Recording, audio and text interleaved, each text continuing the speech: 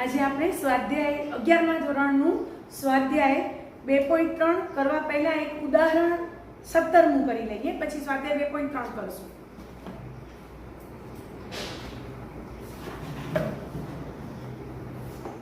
ઉદાહરણ 17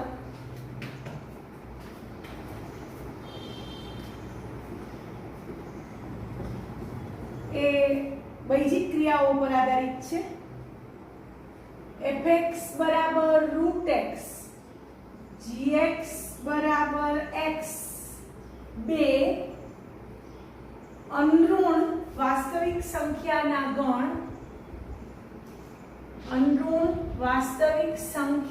ગણ પર વ્યાખ્યાયિત વિધેયો છે.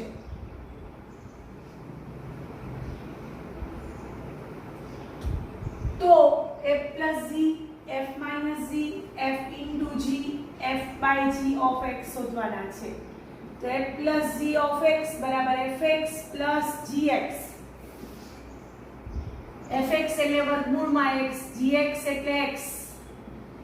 પછી f minus g of x બરાબર fx minus gx બરાબર વર્ગમૂળમાં x minus x.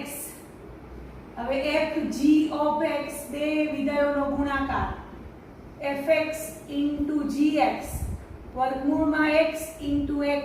હવે અહીંયા આધાર સરખા વચ્ચે ગુણાકાર તો ઘાતોની નો સરવાળો એટલે x ની 1/2 ઘાત into x ની 1 ઘાત એટલે x ની 3/2 ઘાત અને f by g of x બરાબર fx by gx. fx એટલે વર્ગમૂળમાં x, gx એટલે x એટલે x ની -1/2 ઘાત કહેવાય અથવા 1/√x કહેવાય, જ્યાં x is not equal to 0, જ્યાં gx not equal to 0 હોવો જોઈએ એટલે gx એટલે x. બરોબર, તો આ રીતે આપણે ઉદાહરણ 17 કર્યું. હવે સ્વાધ્યાય નંબર 2.3 માં આપણે જઈએ છીએ. સ્વાધ્યાય નંબર 2.3 માં એક્ઝામ્પલ નંબર 1 છે. નીચેના સંબંધો પૈકી કયો સંબંધ વિધેય છે?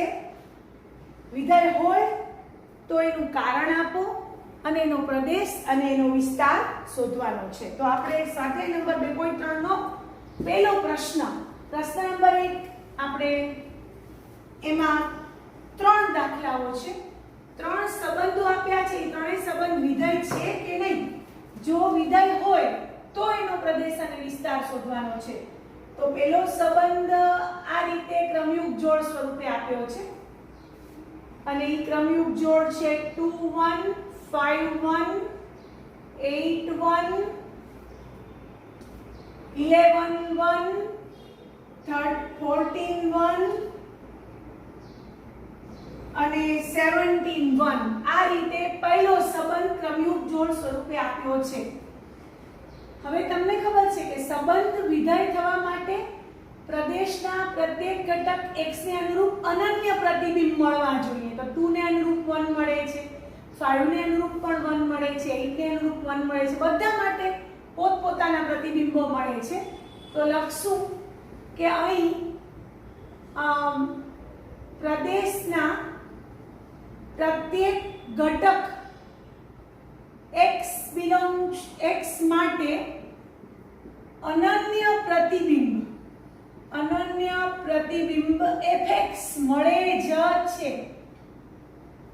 જોઈ લો, 2 સામે 1, 5 સાથે 1, 8 સામે 1, 11, દરેક પ્રદેશના પ્રત્યેક ઘટકને અનુરૂપ કોઈને કોઈ fx મળે છે, અનન્ય પ્રતિબિંબ મળે છે એક. અને એટલે આપણે કહી શકીએ કે આ વિધેય છે. ધેરફોર આપેલો સંબંધ વિધેય છે. હવે તમને એનો પ્રદેશ કયો હોય? વિધેયનો પ્રદેશ.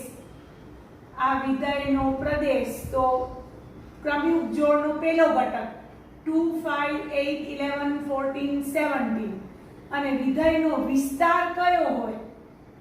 તો એ ક્રમયુગ જોડનો બીજો ઘટક. તો તમને ખબર છે એક જ ઘટક 1 થી બનેલો છે તો એ એકાકી ગણ 1 બનશે. તો આ રીતે આપણે પહેલો સંબંધ વિધેય છે એમ બતાવ્યું. હવે બીજો સંબંધ જોઈએ છીએ. વિધેય છે કે નહીં?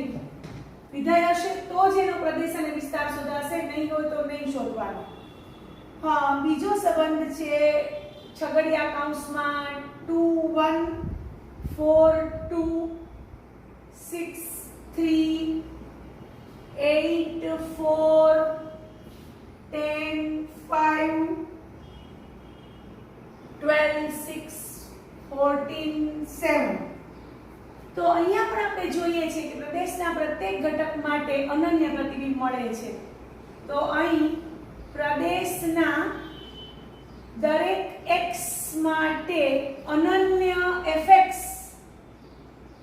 મળે છે. therefore આ સંબંધ વિધેય છે. હવે વિધેય હોય એટલે એનો પ્રદેશ પણ આપણે લખીએ એટલે ક્રમયુગ જોડનો પ્રથમ ઘટક.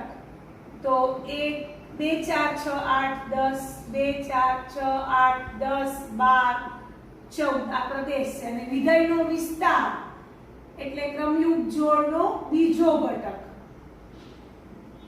એટલે આવશે 1 2 3 4 5 6 ને 7. તો આ રીતે આપણે બીજો સંબંધ પણ વિધેય છે એમ બતાવ્યું. હવે ત્રીજો સંબંધ જોઈએ છે. ત્રીજો સંબંધ વિધેય છે કે નહીં ચકાસીએ છીએ. ત્રીજો સંબંધ આપ્યો છે ક્રમયુગ જોડ 1 3 1 5 2 5. તો આ સંબંધ વિધેય છે. તો અહીં લખશું કે અહીં પ્રદેશના નો ઘટક 1 માટે બે પ્રતિબિંબો f(1) બરાબર 3 અને f(1) બરાબર 5 મળે છે. આ 1 તો f1 આ 1 તો f1. પ્રદેશનો ઘટક 1 માટે પ્રદેશનો ઘટક એક જ છે. એના માટે બે પ્રતિબિંબો f(1) બરાબર 3 f(1) બરાબર 5 મળે છે. therefore આ સંબંધ વિધેય નથી. કારણ કે વિધેય હોવા માટે પ્રદેશના પ્રત્યેક ઘટકને અનુરૂપ અનન્ય પ્રતિબિંબ મળવું જોઈએ. એને બદલે આ જુદા જુદા પ્રતિબિંબ મળ્યા. અનન્ય એટલે એક અને માત્ર એક જ પ્રતિબિંબ મળવું જોઈએ. એને બદલે અહીંયા જુદા જુદા મળ્યા છે. એટલે આપણે કહી શકીએ કે આ વિધેય નથી. હવે આપણે એક્ઝામ્પલ નંબર 2 માં પહોંચ્યા છીએ. ચેપ્ટર નંબર 2.3 નો એક્ઝામ્પલ નંબર 2 ક્વેશ્ચન નંબર 2. હા, નીચેના વાસ્તવિક વિધેયના પ્રદેશ અને વિસ્તાર શોધો. એક્ઝામ્પલ નંબર 2 છે નીચેના વાસ્તવિક વિધેયના પ્રદેશ અને વિસ્તાર શોધવાના છે. નીચેના વાસ્તવિક વિધેયના પ્રદેશ અને વિસ્તાર શોધો. હવે અહીં પહેલો દાખલો છે fx બરાબર -mod x. આપણે આનો પ્રદેશ અને વિસ્તાર શોધવાનો છે. તમને ખબર છે માનાંક વિધેયની વ્યાખ્યા? તો આપણે માનાંક વિધેયનો આમાં ઉપયોગ કરીએ છીએ.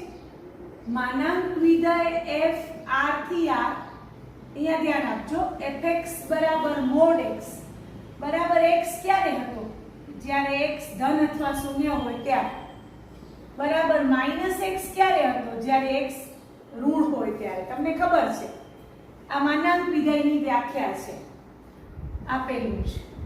હવે આપણા પાસે આપેલું વિધેય કેવું છે? આપણા પાસે વિધેય fx બરાબર -mod x છે. તો અહીં fx બરાબર જો -mod x લઈએ તો mod x બરાબર x જ્યાં x greater than or equal to 0.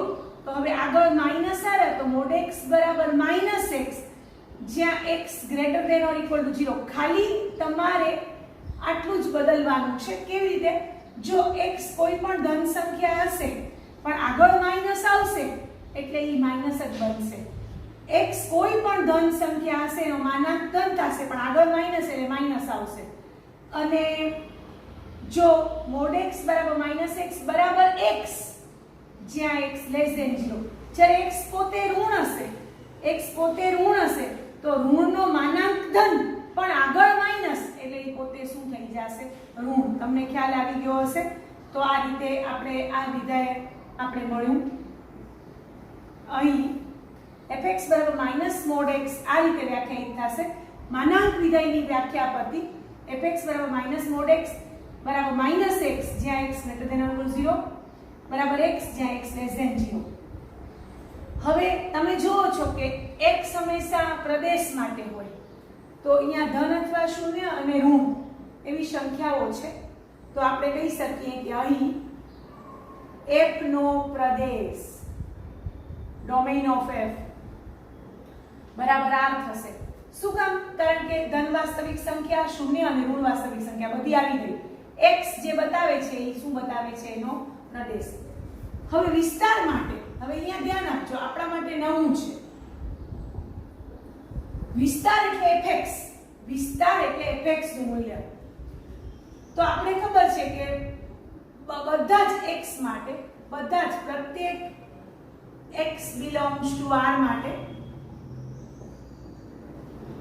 Mode x કેવો હોય? હંમેશા ધન અથવા શૂન્ય હોય. માનાંક હંમેશા કેવો હોય? ધન અથવા શૂન્ય. એને તમે -1 વડે ગુણો તો.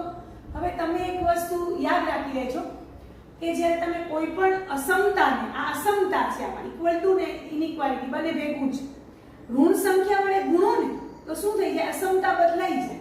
એટલે કે અહીંયા greater than or equal to 0 તો મેં -1 વડે ગુણ્યું તો આ બાજુ -mod x થઈ ગયું ને વચ્ચે greater than or equal to ની જગ્યાએ less than or equal to થઈ ગયું. 0 ને -1 વડે ગુણો તો 0 છે, એટલે કે -mod x લેસ ધેન 0 થઈ ગયું ને -mod x એટલે fx છે. આવ્યો આપણા માટે fx એટલે -mod x આપણું વિધેય છે, તો -mod fx less than or equal to 0. હવે fx એટલે મેં કહ્યું વિસ્તાર બતાવે છે, x પ્રદેશ બતાવે, fx વિસ્તાર બતાવે.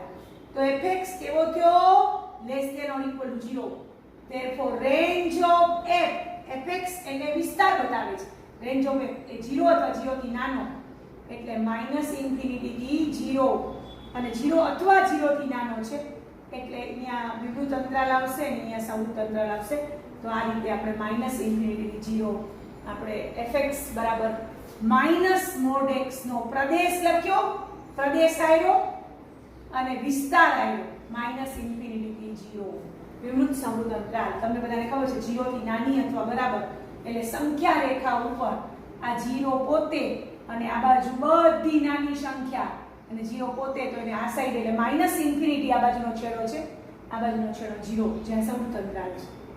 તો આ રીતે આપણે પહેલા વિધેયનો પ્રદેશ અને વિસ્તાર શીખ્યા. મોસ્ટ આઈએમપી છે, બધા માનાંક વિધેયના ઉપયોગથી કરશે, સમજશે અને આ રીતે દાખલો ગણવાનો છે. હવે આપણે આ જ એક્ઝામ્પલ 2 માં એમાં બીજો દાખલો જોઈએ છીએ. એક્ઝામ્પલ પ્રશ્ન નંબર 2 નો બીજો દાખલો છે, એનો પણ આપણે પ્રદેશ અને વિસ્તાર શોધવાનો છે. હવે એ બીજો દાખલો છે આપણી પાસે fx બરાબર, મોસ્ટ આઈએમપી એક્ઝામ્પલ છે, fx બરાબર વર્ગમૂળમાં 9 - x². હવે આપણે આનો પ્રદેશ પણ શોધવાનો છે અને આનો વિસ્તાર પણ શોધવાનો છે. હવે સૌથી પહેલા વર્ગમૂળની અંદર 9 - x² છે, વર્ગમૂળની અંદર એ હંમેશા ધન અથવા શૂન્ય હોય ને તો જ વર્ગમૂળ નીકળે. તમે શરૂઆતના 11મા ધોરણમાં તમને મેં શીખવાડ્યું હતું કે ઋણ સંખ્યાનું કોઈ દી વર્ગમૂળ ન નીકળે, બેકી મૂળ ન નીકળે, ઋણ સંખ્યાના બેકી મૂળો ન નીકળે. તો અહીંયા આપણે આ fx વિધેય ક્યારે વ્યાખ્યાયિત બને? જો આ ધન અથવા શૂન્ય હોય. કોણ? વર્ગમૂળની અંદરનું, વર્ગમૂળની અંદરનું ધન અથવા શૂન્ય હોય ને તો જ વિધેય f વ્યાખ્યાયિત બને. તો લખશું અહીં પ્રદેશ માટે, ઉપર પહેલા પ્રદેશ શોધશું ને એના માટે આ તૈયારી છે. હવે જોજો fx વ્યાખ્યાયિત થવા માટે વર્ગમૂળની અંદર શું છે? 9 - x² કેવું હોવું જોઈએ? ગ્રેટર ધેન 0 થવું જોઈએ, ઋણ ન હોવું જોઈએ. ઋણ હોય તો એ વાસ્તવિક ન બને, અવાસ્તવિક બની જાય. તો આપણે અવાસ્તવિકની વાત અત્યારે કરવાની નથી. હવે x² ને આ બાજુ લઈ જાઉં એટલે 9 greater than or equal to x². હવે x² પહેલા લખું, x² less than or equal to 9. હવે અહીંયા ધ્યાન, જ્યારે બંને બાજુ વર્ગમૂળ કરીશ ને તો એક બાજુ મોડ લઈશ, mod x less than or equal to 3. આ યાદ રાખવાનું છે. x² less than or equal to 9 બંને બાજુ વર્ગમૂળ કરીશ તો અહીંયા mod x લઈશ અને અહીંયા less than or equal to 3. હવે તમને કહું કે તમે સંવૃત અંતરાલ ભણી ગયા છો. mod x less than or equal to 3 નો મતલબ શું? જેનો માનાંક 3 અથવા 3 થી નાનો હોય. તો સંખ્યા રેખા પર વિચારો તો બરોબર આવ્યું. આ -3 છે, આ 3 છે ને આ વચ્ચેની બધી સંખ્યાઓ છે ડાર્ક કરેલું. બરોબર. હવે જુઓ તો આ -3 નો પોતાનો મોડ 3 એટલે ઇક્વલ ટુ આવી ગયો. 3 નો પોતાનો મોડ 3 આવી ગયો અને 3 થી નાની અને -3 થી તમને ખબર છે -3 ને 3 વચ્ચેની -3 ને 3 વચ્ચેની બધી જ સંખ્યા વચ્ચે 0 પણ આવી જશે. વચ્ચે 0 પણ આવી જશે. આ બધાનો માનાંક કેવો થાય? 3 થી નાનો થશે. કારણ કે -2 લ્યો હાલો તો -2 નો મોડ 2 થશે. -1 લ્યો તો એનો મોડ થશે 1. બધા 3 થી કેવા થશે? નાના. આ અંતરાલની અંદર તો બધા હવે યાદ રાખશે કે આનો મતલબ થાય છે, આનો મતલબ આવો થાય છે mod x less than or equal to 3. એનો મતલબ આ યાદ રાખજો. x કેવા છે? -3 થી 3 વચ્ચે. x કેવા છે? -3 થી 3 વચ્ચે ને -3 ને 3 પોતે પણ આવેલા છે. અને ઈ આપણે ભણી ગયા હમણાં જ ગણમાં. ઈ શું બતાવે છે? સંવૃત અંતરાલ -3 થી 3 બતાવે છે. હવે x જેમાં આવેલો હોય ઈ પ્રદેશ કહેવાય. એટલે ડોમેઇન ઓફ f બરાબર સંવૃત અંતરાલ -3 થી 3. x જેમાં આવેલો હોય એને પ્રદેશ કહેવાય. x belongs to સંવૃત અંતરાલ -3 થી 3. તો ડોમેઇન ઓફ f બરાબર f નો પ્રદેશ બરાબર સંવૃત અંતરાલ -3 થી 3 થશે. તો આ પ્રદેશ શોધતા શીખ્યા. હવે વિસ્તાર માટે એટલે fx. વિસ્તાર એટલે મગજમાં તમને આવી જવું જોઈએ કે fx. હવે આપણે ખિસ્સામાં રૂપિયા હોય ને તો જ બજાર જઈ શકીએ. ખાલી ખિસ્સે હું લઈને બજાર ન જવાય, તો ખાલી ફરવા જ જવાય. કઈ વસ્તુ લેવા આપણે લઈ ન શકીએ. તો અહીંયા પણ જ્યારે આપણે વિસ્તાર શોધવાનો છે ને તો પ્રદેશની મદદ લેશું. મદદ કોની લેશું? પ્રદેશની. આપણે જ્યારે વિસ્તાર શોધવો છે તો આપણે મદદ કોની લેશું? પ્રદેશની. તો લખશું અહીં -3 less than or equal to x less than or equal to 3 આવી પ્રદેશનું આની મદદ લીધી આપણે. હવે બંને બાજુ વર્ગ કરીએ છીએ. વર્ગ કરતા બંને બાજુ નહીં પણ વર્ગ કરતા. હવે તમને બધાને વર્ગ કરશું ને તો હું એક વસ્તુ લખીશ તો તમને નવાઈ લાગશે. બેન આમાં 0 તો છે નહીં તે. હવે હું તમને સંખ્યા રેખા પર પાછું અહીંયા બતાવું છું. જોઈ લો. આ -3 થી 3 સંવૃત અંતરાલ છે ને તો -3 થી 0 જેટલી સંખ્યા હશે -3 થી 0 એનો વર્ગ કરશો ને તો 0 થી 9 વચ્ચે આવશે. વિચારો બરોબર. 0 નો વર્ગ 0, -1 નો વર્ગ 1, -1/2 નો વર્ગ 1/4, -2 નો વર્ગ 4, -3 નો વર્ગ 9. તમે વિચારશો ને તો બધી ઋણ સંખ્યાનો વર્ગ 0 થી 9 વચ્ચે આવશે. અહીંયા પણ જુઓ તો 0 થી 3 વચ્ચેનો વર્ગ જુઓ. 0 થી 3 વચ્ચેનો વર્ગ 0 નો વર્ગ 0, 1 નો વર્ગ 1, 2 નો વર્ગ 4, 3 નો વર્ગ 9, વચ્ચે 2.5 નો વર્ગ 25 નો વર્ગ 6.25. બધા 0 થી 9 વચ્ચે આવશે. તો આ યાદ રાખવાનું છે કે -3 થી 3 વચ્ચેની બધી જ સંખ્યાનો વર્ગ કરશો તો એ 0 થી 9 વચ્ચે આવશે. હવે મારે વચ્ચે fx ગોઠવવાનું છે. fx ગોઠવવાનું છે. x2 આવ્યા. હવે મારે -1 વડે ગુણવાના. -1 વડે ગુણતા આખી અસમતાને મેં શીખાયું છે ઋણ સંખ્યા વડે ગુણો તો અસમતા બદલાઈ જાય અને કાં સ્થાન બદલાઈ જાય. હું બંને કરીને બતાવું છું તમને. ધારો કે હું -1 વડે ગુણીશ તો અસમતા બદલાઈ જશે આ રીતે. એટલે કે less than or equal to માંથી greater than or equal to થઈ જશે. અથવા સ્થાન બદલાવો. આ અહીંયા જશે, આ તો અસમતા નહીં બદલાય. -9 less than or equal to x2 -x2 less than or equal to 0. તમને બંનેમાંથી જે સરળ પડે એ કરી શકશો. તમે જ્યારે કોઈ પણ અસમતાને ઋણ વડે ગુણશો તો બેના સ્થાન બદલાવો તો અસમતા એની રાખો. આવી જો આને -1 વડે ગુણ્યા તો એ અહીંયા આવી ગયું. Less than or equal to અસમતા એની જ રહી. -x2 less than or equal to 0. અને જો તમને એમ થાય કે -1 વડે ગુણવાથી અસમતા મારે બદલાવવી છે તો 0 0 જ રાખો. અહીંયા greater than or equal to કરી નાખો. અહીંયા -x2 ને અહીંયા -9. અંતે આ થઈ જશે. અંતે આ આપણે લખશું -9 પહેલા, પછી આ less than or equal to -x2. તમે બંને રીતે કરી શકશો. હવે આપણે તો 9 જોઈએ છીએ. 9 ઉમેરશું. 9 ઉમેરતા આખી અસમતામાં 9 ઉમેરતા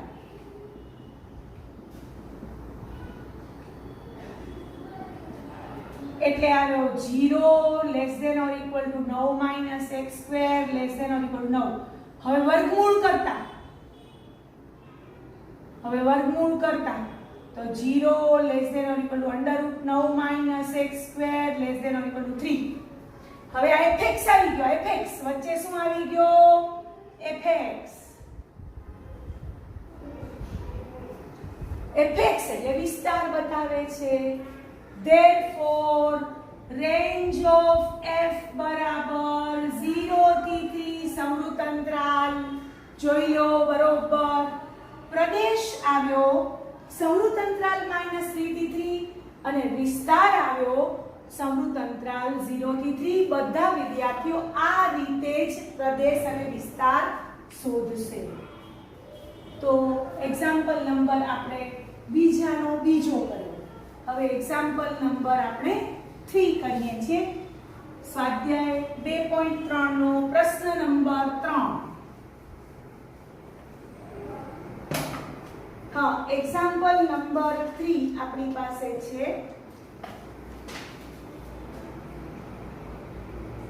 fx બરાબર 2x - 5 આપ્યા છે. તો f(0), f(7), f(-3) ની વેલ્યુઝ મેળવવાની છે. તો આવડે f(0) એટલે 0 ગુણ્યા 2 એટલે -5 આવ્યા. f(7), f(-3) મેળવવાના છે. 2 ગુણ્યા -3 એટલે -6 - 5 એટલે -11 આવ્યા. f(7), 2 ગુણ્યા 7 - 5 14 - 5 એટલે 9 આવ્યા. તો આ રીતે એક્ઝામ્પલ 3 એટલે MCQ જેવો હતો. હવે એક્ઝામ્પલ નંબર 4 માં આપણે પહોંચ્યા છીએ. એમાં એક ફંક્શન આપ્યું છે t ઓફ c બરાબર 9c/5 + 32 આવી રીતે આપ્યું છે. તો આપણે t ઓફ 0 શોધવાનું છે. તો t ઓફ 0 એટલે 9/5 ગુણ્યા 0 પ્લસ 32 એટલે 32 આવી ગયા. પછી t ઓફ 28 શોધવાનું છે. 9 ગુણ્યા 28/5 પ્લસ 32 એટલે આવશે 252/5 પ્લસ 32 એટલે આવશે 412/5. પછી આપણે t ઓફ -10 શોધવાનું છે. તો 9/5 -10 પ્લસ 32 એટલે -90 પ્લસ 160/5 એટલે 70/5 એટલે 14 આવ્યા. અને છેલ્લે આપ્યું છે કે t ઓફ c બરાબર 212. તો c શોધો. તો t ઓફ c બરાબર 212 છે. તો આપણી પાસે t ઓફ c નું સૂત્ર આવ્યું 9c/5 પ્લસ 32 બરાબર 212 એટલે 9c plus 160 is equal to 212 ગુણ્યા 5 એટલે 9c બરાબર આપણી પાસે આવશે 200 ટોટલ 900 212 એટલે 12 એટલે 10 5 ને 6 10 ને 11 1160 માંથી 160 બાદ એટલે તમારી પાસે એટલે 900 આવશે. 1060 માંથી 160 બાદ એટલે 9c બરાબર 100 આવ્યા. એટલે 9c બરાબર 900 આવ્યા. therefore c is equal to 100. આ રીતે આપણે એક્ઝામ્પલ નંબર 4 પૂરો કર્યો. હવે આપણે એક્ઝામ્પલ નંબર 5 કરીએ છીએ. એક્ઝામ્પલ નંબર 5 માં આપણે વિસ્તાર શોધવાનો છે. તો એક્ઝામ્પલ નંબર 5 નો વિસ્તાર શોધવાનો હોય એટલે fx ક્યાં આવેલો છે એ શોધવાનો. એના માટે પ્રદેશ તો જોઈએ જ. તો એક્ઝામ્પલ 5 જે છે એમાં પહેલું વિધેય આપ્યું છે fx બરાબર 2 - 3x અને બાજુમાં આપ્યું છે x belongs to r અને x greater than 0. આ પ્રદેશ બતાવે છે. ધારો કે તમને કોઈ પૂછે કે ડોમેઇન ઓફ f શું થાય, તો domain of f where x જ્યાં x belongs to r અને x greater than 0. તો ધન વાસ્તવિક સંખ્યાઓ એટલે ધન વાસ્તવિક સંખ્યાઓ એટલે 0 પોતે નથી આવતો એટલે 0 થી ઇન્ફિનિટી થશે. હવે રેન્જ ઓફ f શોધવા માટે, હવે વિસ્તાર શોધવા માટે આપણે શું કરવાનું? મદદ લેવાની પ્રદેશની. તો મદદ લેશું પ્રદેશની કે x ગ્રેટર ધેન 0 છે, આ પ્રદેશ છે. હવે -3 વડે ગુણશું તો મેં શીખાયું છે ઋણ સંખ્યા વડે ગુણો તો કાં અસમતા બદલાઈ જાય અને કાં સ્થાન બદલાઈ જાય. તો આપણે અહીંયા અસમતા બદલાય. હવે 2 ઉમેરશું 2 એટલે 2 - 3x > 2. હવે આ fx બની ગયો. મદદ કોની લીધી? પ્રદેશની. અને આવ્યો fx એટલે રેન્જ ઓફ f કેવો આવ્યો? fx 2 થી નાનો એટલે રેન્જ ઓફ f આવ્યો 2 થી નાનો એટલે -∞ થી -2 વિવૃત અંતરાલ. તો આ રીતે આપણે વિસ્તારનો દાખલો કર્યો. હવે